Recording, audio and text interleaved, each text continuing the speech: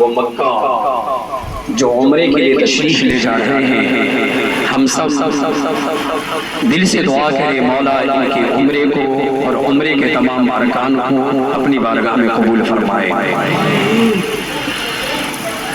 علی جناب ہمارے مشفق و محبی اعجاز صاحب، جن کی دعوت پر میں یہاں حاضر ہوا ہوں، اللہ کی بارگاہ میں دعا گو ہوں مولا ان کے تنظیم کے ذریعے جو کام ہو رہا ہے اس میں خوب برکتوں کا نزول عطا فرمائے اور دارین کی سعادتوں سے مالا مال فرمائے۔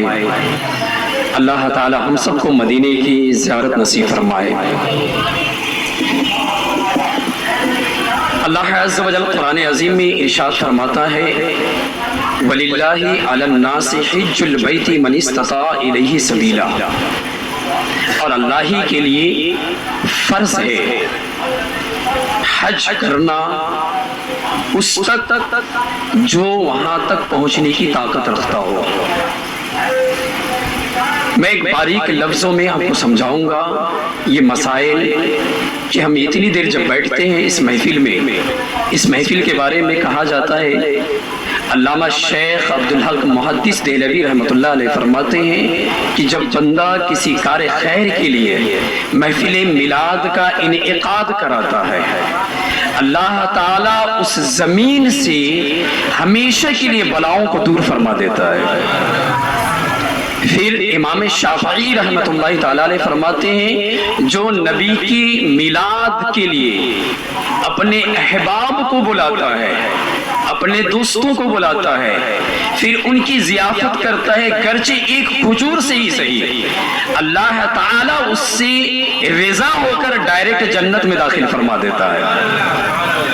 اور علامہ حسن بصری رحمۃ اللہ تعالیٰ علیہ فرماتے ہیں کاش میرے پاس وحد جتنا بڑا سونا ہوتا، کیونکہ ابھی یہ سب تو مدینہ جائیں گے اور جو احد کا پہاڑ ہے اسے بھی دیکھیں گے، اس کے متعلق بھی میں گفتگو کروں گا۔ کہتے امام حسن بصری، یہ تابعی ہے، کہتے کاش میرے پاس وحد برابر سونا ہوتا، میں حضور کی میلاد پہ خرچ کرتا اور اللہ مجھ سے راضی ہو جاتا۔ یعنی یہ سعادت کہ ہمارے تابعی جن کی رسائی رب تک ہو چکی ہے وہ کہتے کاش میرے پاس احد پہاڑ برابر سونا ہوتا، میں اللہ کے رسول کی میلاد کے لیے خرچ کرتا، اللہ مجھ سے راضی ہو جاتا۔ بڑے خوش نصیب ہیں کہ آپ نے زیارت حرمین طیبین کے لیے محفل میلاد کا انعقاد کرایا۔ اللہ سے دعا کرتا ہوں اللہ اس زمین سے بلاؤں کو بھی دور کر دے، جتنے بھی آپ کے محبین آئے ہیں اور اس محفل میلاد سے لطف اٹھا رہے ہیں، حضور کا عشق اپنے سینے میں موجزل کر رہے ہیں، یاد رکھیں جن کے سینے میں حضور کی محبت بس جائے اللہ اسے جنت عطا فرماتا ہے۔ تو خوش نصیب ہے۔ اللہ قرآن میں فرماتا ہے وَلِلَّهِ عَلَى النَّاسِ، اور لوگوں پر فرض ہے حج، اور اللہ ہی کے لیے ہے اس گھر کی طرف جو جائے جس کے پاس استطاعت ہو۔ بنیادی اسلام کے بنیادی ارکان کتنے ہیں؟ 5 ہیں۔ کتنے ہیں؟ 5 ہیں۔ سب سے پہلی چیز ہے توحید، اور توحید آپ سمجھتے ہیں لا الہ الا اللہ محمد الرسول اللہ کہنا۔ دوسرا نماز، روزہ، حج، زکوٰۃ، یہ اسلام کے بنیادی ارکان ہیں۔ حج 6 ہجری میں یا 9 ہجری میں فرض ہوا، آج سے 1500 سال، کیونکہ یہ آنے والا جو 2025 ہے حضور اکرم صلی اللہ علیہ وسلم کے وصال ظاہری کو 1500 سال ہو جائیں گے، اور الحمدللہ عز و جل آنے والا سال بڑا مبارک و مسعود ہوگا جو عاشقان رسول منائیں گے۔ ایک صحابی حضور کی بارگاہ میں حاضر ہوتے ہیں، آقا فرماتے ہیں کہ اے لوگو تم پر حج فرض کیا گیا ہے۔ حج کے بعد عمرے کا جو مسئلہ ہے وہ میں آپ تک بتاؤں گا، آپ پہلے اپنے آپ کو ثابت رکھیں کہ میں جو کچھ بھی بیان کروں گا صرف قرآن اور حدیث کی روشنی میں بیان کروں گا۔ اللہ کے رسول نے فرمایا لوگوں تم پر حج فرض کیا گیا ہے پس حج کیا کرو۔ ایک صحابی کھڑے ہو کر عرض کرتے ہیں یا رسول اللہ کیا حج ہر سال فرض ہے؟ آقا خاموش ہیں، وہ صحابی پھر عرض کرتے یا رسول اللہ کیا حج ہر سال فرض ہے؟ آقا خاموش ہیں. پھر وہ صحابی کہتے یا رسول اللہ کیا حج ہر سال فرض ہے؟ آقا فرماتے اگر میں ہاں کہہ دیتا تو تم پر ہر سال حج فرض ہو جاتا اور تم اس کی استطاعت نہیں رکھتے. اب یہاں سے ثبوت ملتا ہے تاج الشریعہ ہمارے مرشدی گرامی فرماتے ہیں جہاں بانی عطا کر دے بھری جنت ہبا کر دے نبی مختار کل ہے جس کو جو چاہے عطا کر دے.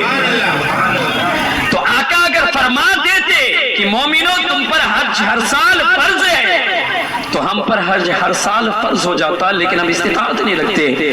لیکن کونین کے والی کے جانتے ہیں میری امت اس معاملے میں کمزور ہے لیکن جب اسے اللہ عطا کرتا ہے تو اللہ کی رضا کے لیے اپنے مال و منال اور جسم و جسمان کو خرچ کر دیتا ہے. یہ سعادت اللہ نے دی. آگے دیکھیں حضرت ابو ہریرہ رضی اللہ تعالی عنہ کی حدیث ہے. آقا کریم ارشاد فرماتے الحاج والعمار وفد اللہ. حج کرنے والے عمرہ کرنے والے یہ اللہ کی جماعت ہے. سبحان اللہ. کس کی جماعت ہے؟ اللہ کی. آقا کریم فرماتے ہیں جب حاجی حج کر کے آئے اور وہ گھر میں داخل ہو اس کے گھر میں داخل ہونے سے پہلے ان سے دعا کراؤ کہ جب وہ انٹری کرتے اس سے پہلے جب تم دعا کراتے ہو چاہے وہ حج کرنے والے ہو یا عمرہ کرنے والے اللہ عز و جل اس کی دعا کو اپنی بارگاہ میں قبول کرتا ہے جس نے بھی ان سے دعا کروایا ہو. اللہ نے اتنا بڑا مرتبہ دیا ہے. آقا کریم سرور کائنات صلی اللہ علیہ وسلم کی حدیث مبارکہ ہے سرکار فرماتے ہیں کہ جو بندہ عمرہ کرتا ہے اور وہ عمرے کے ارادے سے نکلتا ہے اللہ کی راہ میں ہوتا ہے اگر وہ اس راستے میں انتقال کر جائے اللہ اسے ڈائریکٹ بے حساب و کتاب کے جنت میں داخل فرما دیتا ہے. یہ کس کی شان ہے؟ یہ عمرہ کرنے والوں کے لیے ہے.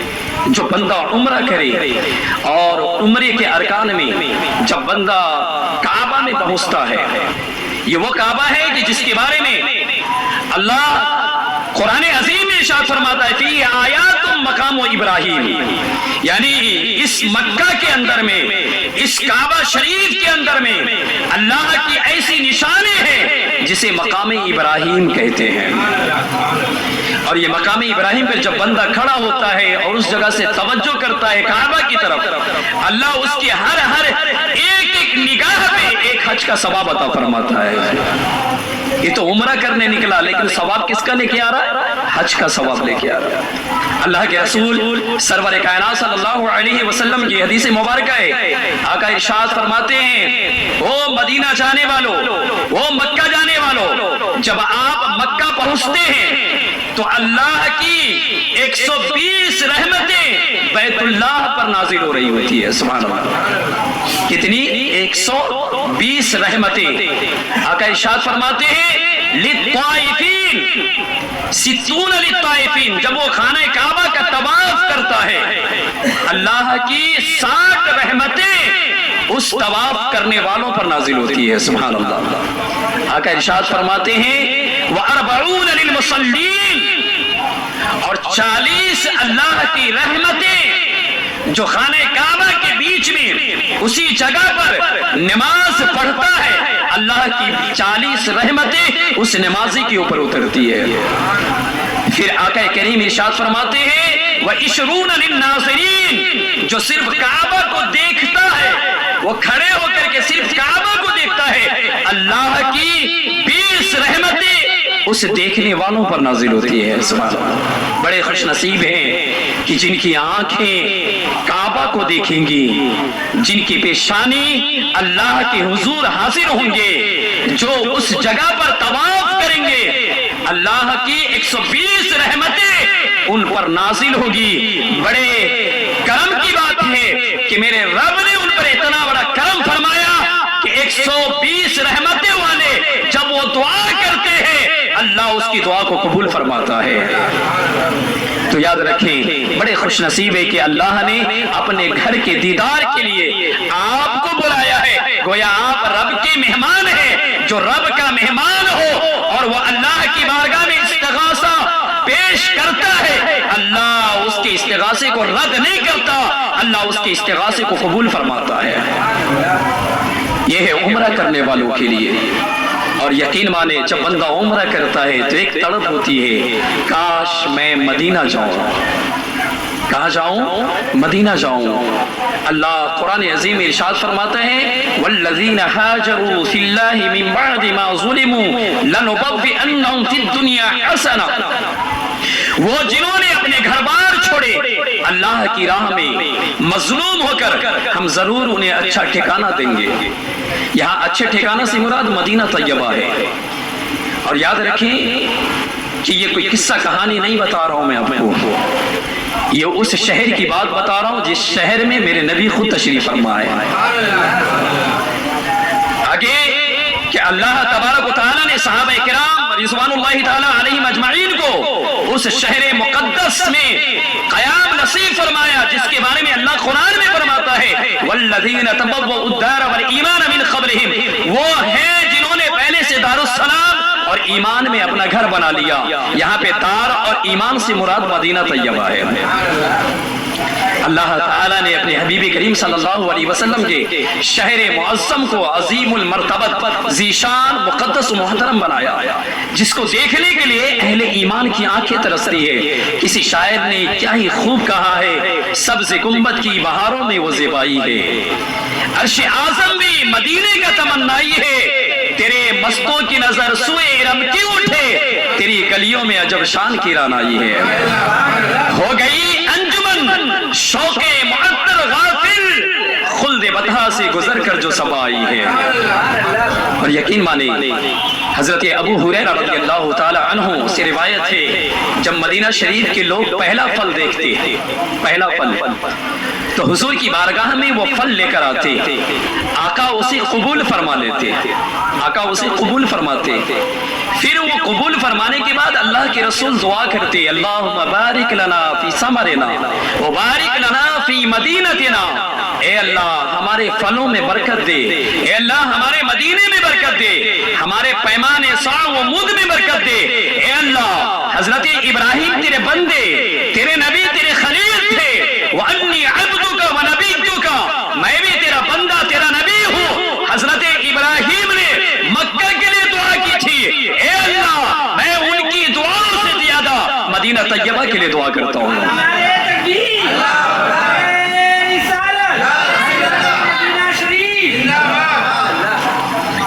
پھر اللہ کے رسول وہ پھل کسی چھوٹے بچے کو عطا فرما دیتے تھے۔ اللہ کے رسول سرور کائنات صلی اللہ علیہ وسلم اپنے ہاتھوں کو اٹھا کے دعا کرتے، اللہم حبب الینا المدینہ کما حببت مکہ وشد، اے اللہ مدینہ کو تو اتنا محبوب کر دے بلکہ مکہ سے بھی زیادہ محبوب کر دے۔ سبحان اللہ، یہ کون دعا کرتے ہیں؟ حضور کرتے ہیں۔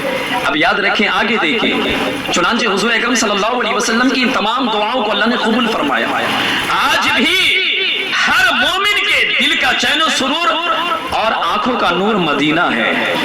حضرت انس کی بڑی پیاری حدیث ہے، جب یہ حدیث پڑھتا ہوں تو دل رشک کرتا ہے۔ حضرت انس راوی اس حدیث کے، جب میرے آقا کسی غزوے میں جاتے، کسی جگہ جاتے مدینہ چھوڑ کر، اور آقا جب مدینہ کی طرف واپس تشریف لاتے، جب مدینہ کے در و دیوار کو دیکھتے، آقا اپنی سواری کو تیز فرما دیتے، اگر گھوڑے میں سوار ہوتے آقا اس گھوڑے کو ایڑ لگا دیتے، مدینے کی محبت کی وجہ سے۔ حضور کو مدینہ اتنا پیارا تھا کہ جب اس کی در و دیوار نظر آتے تو آقا مدینہ میں جلد پہنچ جانے کے لیے اپنی سواری کو تیز فرما دیتے۔ حضرت انس رضی اللہ تعالی عنہ سے روایت ہے، وہ وحد پہاڑ جو مدینہ کے قریب واقع ہے، وہ مدینہ کے قریب واقع ہے، آقا اشارے سے فرماتے ہیں، ھذا جبل یحبنا ونحبہ، او لوگو سنو، آپ تو مجھ سے محبت کرتے ہو، یہ وہ پہاڑ ہے جو مجھ سے محبت کرتا ہے۔ سبحان اللہ، یعنی وہ پہاڑ بھی حضور سے محبت کرتا ہے۔ عارفین فرماتے ہیں، محدث علامہ عینی رحمۃ اللہ علیہ فرماتے ہیں، اللہ نے وحد کے اس پہاڑ میں ایسا علم اور ادراک پیدا کیا ہے جس سے کہ وہ پہاڑ حضور سے محبت کرتا ہے۔ عارفین فرماتے ہیں کہ ایک پتھر حضور سے محبت کرتا ہے، اور وہ انسان کیسا گیا گزرا ہے جو حضور سے محبت نہ کرے۔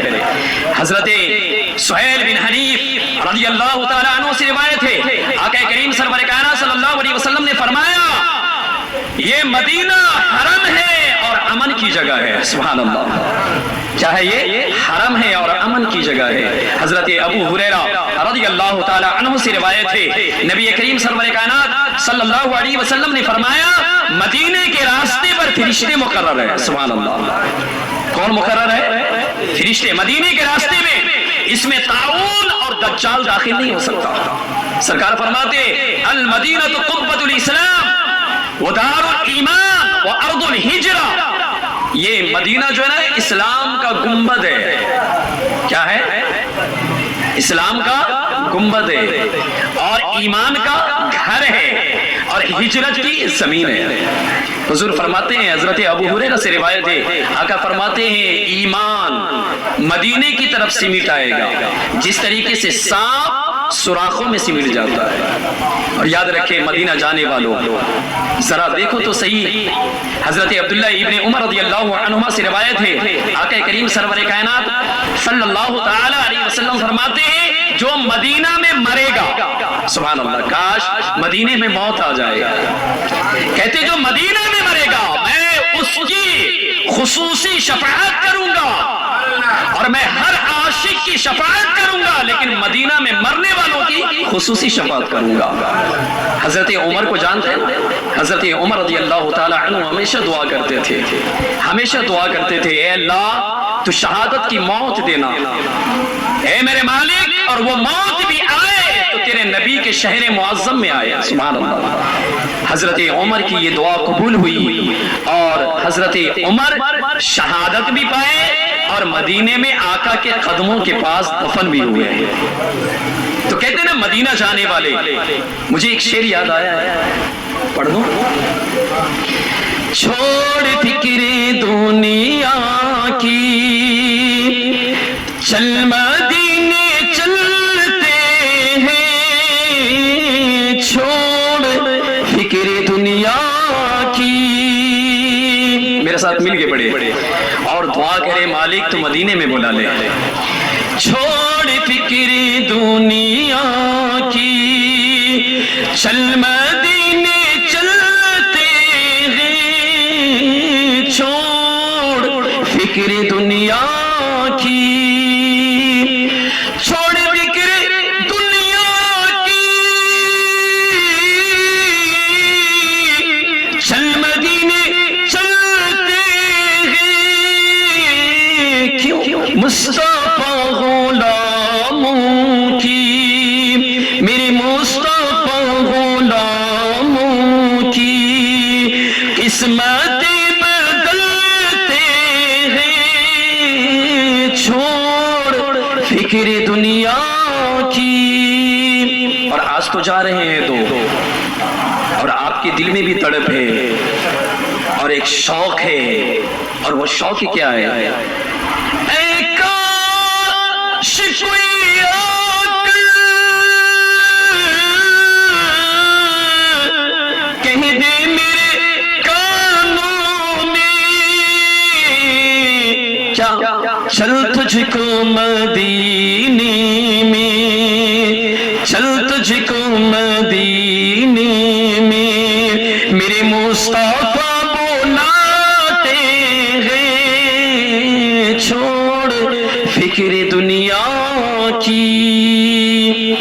حضرت ایک صحابیہ ہے حضرت ام قیس رضی اللہ تعالی عنہ، وہ فرماتی ہیں کہ میں حضور کے ساتھ مدینہ کے قبرستان میں جنت البقیع میں گئی۔ آقا فرماتے ہیں اے ام قیس کیا اس قبرستان کو دیکھ رہی ہو؟ میں نے عرض کیا یا رسول اللہ میں جنت البقیع کو دیکھ رہی ہوں۔ آقا فرماتے ہیں کل قیامت کے دن اللہ تعالیٰ اس قبرستان سے 70,000 لوگوں کو اٹھائے گا جن کے چہرے 14ویں کے چاند کی طرح چمک رہے ہوں گے، یہ ڈائریکٹ جنت میں داخل کر دیے جائیں گے۔ سبحان اللہ۔ اور مدینہ سے محبت کیسی تھی؟ امام مالک رضی اللہ تعالی عنہ نے زندگی ساری مدینے میں گزار دی، کبھی باہر اس ڈر سے نہیں جاتے تھے کہ کہیں میں مر جاؤں اور مدینے میں دفن ہونے کی سعادت سے محروم ہو جاؤں۔ زندگی میں صرف ایک دفعہ آپ نے حج کیا، لیکن اللہ نے آپ کی دعا کو قبول فرمایا اور آپ مدینے میں آپ کو موت بھی آئی اور وہیں دفن بھی ہوئے۔ سبحان اللہ۔ مدینہ ہے کیا چیز؟ کہتے ہیں نا مدینہ کے غبار بھی بڑے بابرکت ہیں۔ سبحان اللہ۔ حضور اکرم صلی اللہ علیہ وسلم کی حدیث مبارکہ ہے ان فی غبارها شفاء من کل داء۔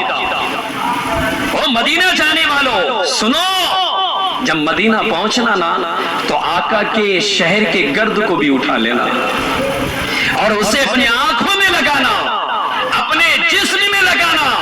اگر کینسر ہے، اگر ڈائبٹیز ہے، ہارٹ کی شکایت ہے، دنیا کی کوئی بھی بیماری ہے، اس نیت سے لگانا یہ مدینے کی مٹی میرے نبی کی مٹی ہے، اور اس مٹی کو جو لگائے گا اللہ ہر مرض سے اس کو شفا بخش دے گا۔ آقا فرماتے ہیں نا میرے نبی کی بات تو جھوٹی نہیں ہو سکتی ہے۔ ان فی غبارها شفاء من کل داء، بے شک مدینے کی مٹی میں ہر بیماری کے لیے شفا ہے۔ علامہ عبد الحق محدث دہلوی رحمۃ اللہ علیہ فرماتے ہیں کہ میرے پاؤں میں ورم ہو گیا، میرا پاؤں سوج گیا اور اس میں درد زیادہ ہونے لگا۔ میں ڈاکٹروں کے پاس گیا، طبیبوں کے پاس گیا، حکیموں کے پاس گیا، لیکن سارے ڈاکٹر نے کہہ دیا مولانا آپ کے پاؤں اور اس کے مرض کی وجہ سے آپ مر جائیں گے، ہلاک ہو جائیں گے۔ فرماتے ہیں ڈاکٹروں نے تو کہا، طبیبوں نے تو کہا، حکیموں نے تو کہا، میں نے تو سب کی بات رکھ لی، لیکن ایک بات دل میں کھٹک رہی تھی، وہ یہ تھی کہ میرے آقا نے فرمایا مدینے کی مٹی میں ہر بیماری کے لیے شفا ہے۔ یہ عبد الحق جب اپنے مرض پہ مدینے کی مٹی ملنے لگا تو اللہ نے صرف 2 سے 3 دن میں مجھے شفا عطا فرما دیا۔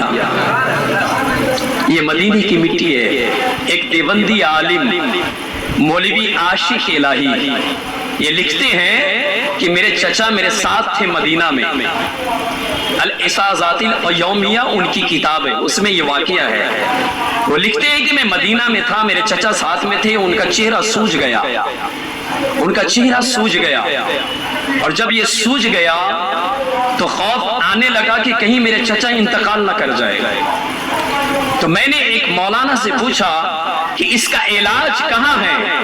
تو انہوں نے ایک اشارہ کیا، جاؤ مدینے حضور کے روضہ انور کے پاس، وہاں جو گرد و غبار ہے اسے اٹھا لو اور چہرے پہ لگاؤ۔ میں گیا، وہاں سے گرد اٹھایا، اپنے چچا کے چہرے پہ لگایا، اللہ نے اس گرد کی وجہ سے میرے چچا کے چہرے کو شفا بخشی اور وہ ٹھیک ہو گئے۔ سبحان اللہ۔ کیا شان ہے مدینے کی مٹی کا۔ جب بندہ بنفس نفیس پہنچتا ہے، آقا کی بارگاہ میں کھڑا ہوتا ہے اور عرض کرتا ہے مالک تیرے حبیب کی بارگاہ میں آیا ہوں۔ وہ مدینہ کیا ہے؟ کہتے ہیں نا عرش سے بھی اور کعبہ سے بھی حضور اکرم سرور کائنات صلی اللہ علیہ وسلم جس جگہ پہ لیٹے ہوئے ہیں اور آپ کے جسم سے جو مٹی متصل ہے، اللہ کے رسول سرور کائنات صلی اللہ علیہ وسلم کی وہ مبارک جسم جس قبر سے لگے ہوئے ہیں، کہتے ہیں یہ افضل من السماوات والعرش، یہ وہ جگہ ہے جو 7 آسمان اور زمین اور عرش اعظم سے بھی افضل ہے۔ سبحان اللہ۔ آقا فرماتے ہیں اب مدینہ جانے والے جو جا رہے مدینہ، ان کے بارے میں مزہ کیا ہے، ان کے بارے میں فائدہ کیا ہے؟ آقا کی حدیث پاک سنی، من حج فزار قبری بعد موتی کان کمن زارنی فی حیاتی، جس نے حج کیا اور اس نے میرے قبر کی زیارت کی اور میرے قبر کی زیارت کر کے وہ لوٹا، گویا کہ اس نے میری زندگی میں میری زیارت کی ہے۔ سبحان اللہ۔